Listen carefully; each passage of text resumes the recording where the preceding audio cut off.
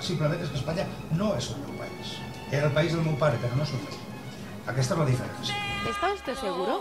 Porque según indica su DNI español, por cierto, Alfons López Tena nació en Sagunto, Valencia. Y bueno, no sé si nos haría una reflexión en castellano. Em perdonarà que no li contesti en aquesta llengua perquè, a més, per altra banda, els subtítols sempre són possibles i la traducció també és perfectament possible.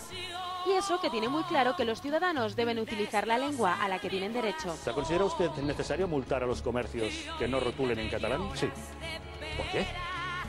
Porque no utilizan la lengua que tienen derecho los ciudadanos a utilizar.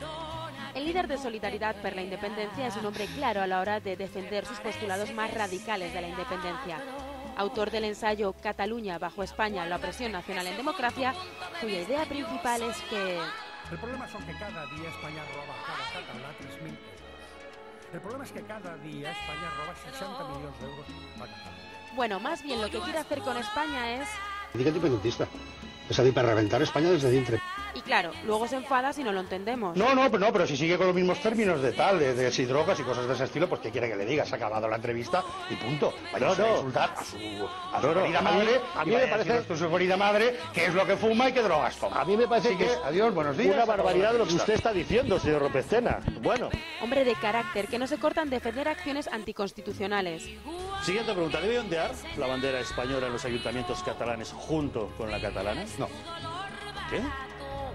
Porque es la bandera de otra nación. Así es, señor López Tena, así es. Y hay gente para todo.